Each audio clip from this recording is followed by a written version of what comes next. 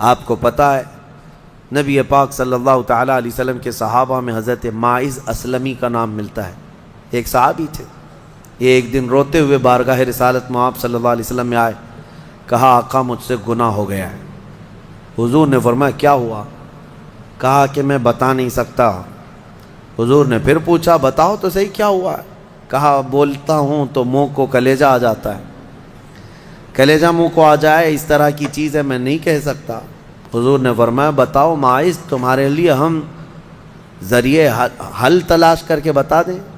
انہوں نے کہا یا رسول اللہ مجھ سے زنا ہو گیا ہے. اتنا کہنا تھا نبی پاک صلی اللہ علیہ وسلم نے اپنا چہرہ پھیر لیا. صحابی ہیں حضور کے. خطا ہو گئی میرے آقا لیکن آیا ہوں آپ کے دربار میں. جب حضور نے اپنا چہرہ پھیر لیا اب بچا کیا تھا؟ اب وہ رونے گڑ گڑانے لگے, قدموں میں گر گئے. اتنا روتے رہے اتنا روتے رہے. اسی کو شاید امام اہل سنت فاضل بریلوی نے ترجمانی میں اشعار میں یوں کہا ہے یا رسول اللہ تجھ سے جو منہ چھپاؤں تو کروں کس کے سامنے. کیا اور کسی سے توقع نظر کی ہے؟ بد ہیں تو آپ کے, بھلے ہیں تو آپ کے, ٹکڑوں پہ یہیں کے پلے ہیں, رخ کدھر کریں؟ نبی پاک صلی اللہ تعالیٰ علیہ وسلم نے پھر ان کو اٹھایا اور پوچھا بتاؤ ہوش میں ہو, ہوش و حواس میں کہہ رہے ہو؟ حضور نے جب پوچھا کہا ہاں میں ہوش و حواس میں کہہ رہا ہوں. کہا تمہیں کوئی بیماری, کوئی غشی, کوئی نشہ تو نہیں؟ کہا نہیں میں ہوش و حواس میں کہہ رہا ہوں. 3 مرتبہ جب پوچھا تو انہوں نے اقرار کیا. صحابہ سے میرے آقا نے فرمایا دیکھو ماعز اقراری مجرم ہے, اسلام میں سزا ہے, یہ شادی شدہ ہے, لے جاؤ اس کو سنسار کر دو, سنسار کرو. خود میرے آقا صلی اللہ علیہ وسلم سزا میں تو نہیں گئے, صحابہ کے حوالے کر دیا. اب وہ مدینے میں ایک پہاڑی ہے جبل انم, وہاں پر لے جایا گیا اور پہاڑ کے اوپر سے ماعز اسلمی کو ڈھکیل دیا گیا. وہ لڑکتے ہوئے نیچے آئے. تھوڑا سا بہت اونچی پہاڑی نہیں ہے, وہ چھوٹی پہاڑی ہے. پھر وہاں سے جتنے صحابہ تھے ان سب نے پتھر مارنا شروع کیا اور سب اتنے پتھر برسائے گئے تھے کہ ماعز اسلمی کی روح نکل گئی, انتقال ہو گیا, زخمی حالت میں تھے. جب واپس آئے میرے آقا صلی اللہ علیہ وسلم غمگین تھے. اس وقت صحابہ سے پوچھ رہے تھے بتاؤ ماعز کے ساتھ کیا کیا تم نے؟ کہا حضور سب ان کو سنسار کر رہے تھے. ایک صحابی آگے بڑھ کر کہتے میرے ہاتھ میں اونٹ کی ہڈی تھی, وہ لے کر کے میں نے مارا تو ماعز کی کھوپڑی پر لگ گیا, خون کا فوارہ اچھل کر میرے بدن پہ آیا. میں نے یہ کہا یہ کس پاپی کا خون لگ گیا, یہ کس خطاکار کا خون لگ گیا. میں کپڑے جھاڑ کر کے باہر آ رہا. میرے آقا صلی اللہ تعالیٰ علیہ وسلم کو بڑا غم ہوا, کھڑے ہو گئے, کہا یہ جملہ مت کہو, ماعز نے موت سے پہلے سچی توبہ کر لی. سزا تو دینی ہی تھی, اسلامی حکومت ہے تو سزا دی جائے گی, صرف توبہ کافی نہیں ہے. توبہ کر لی لیکن اب اس کے لیے برا جملہ مت کہو.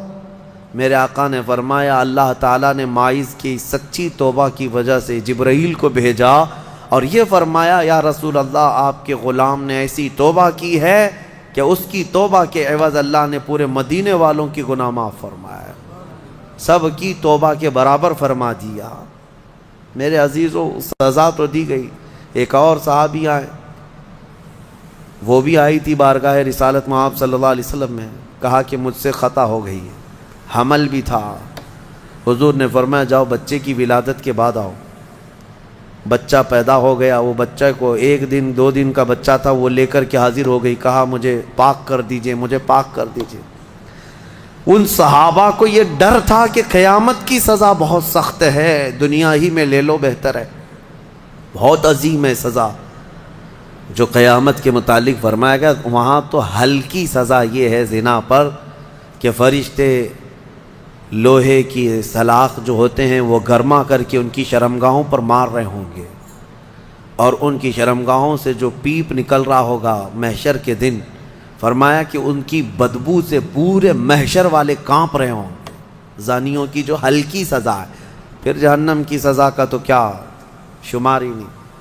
لیکن یہ صحابیہ آئیں, کہا کہ حضور نے فرمایا بچہ ہونے کے بعد اور بچہ لے کر کے پھر آئی. حضور نے فرمایا ابھی تو پیدا ہوا بچہ، اس کا حق ہے، اس کو جاؤ دودھ پلا کے آؤ۔ حضور پاک صلی اللہ علیہ وسلم کے پاس سے وہ گئیں، 2 سال تک دودھ پلایا، اور پھر جب بچہ تھوڑا بہت چلنے پھرنے لگ گیا، غلط صحیح کو پہچاننے لگ گیا، تو آئی حضور کی بارگاہ میں، کہا یا رسول اللہ اب میرا بچہ میرے بغیر رہ سکتا ہے، یہ صحیح غلط کو پہچاننے لگ گیا، اب دودھ بھی چھوڑ چکا ہے، مجھے پاک کی کریں۔ وہ کیسی خواتین تھیں اس وقت بھی، چاہتے تو بہانے بنا لیتے، میں نے کیا ہی نہیں، خود اقرار کر کے انہیں پاک ہونا ہے۔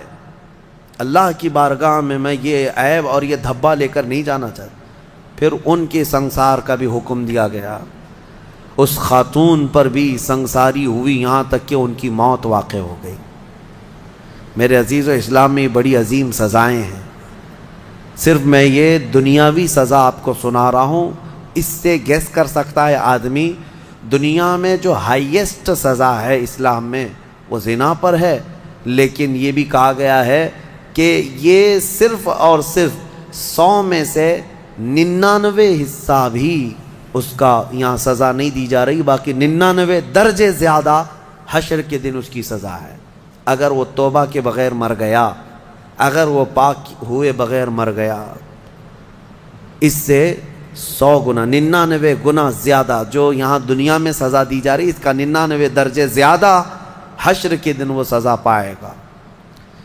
اسی لیے وہ دن یاد کر کے ہی جان پگھل جاتی ہے، جسم تھر تھر کانپنے لگتا ہے، وہ قیامت کا منظر۔ اللہ کریم ہمیں ان تمام برے فواحشات سے محفوظ فرمائے۔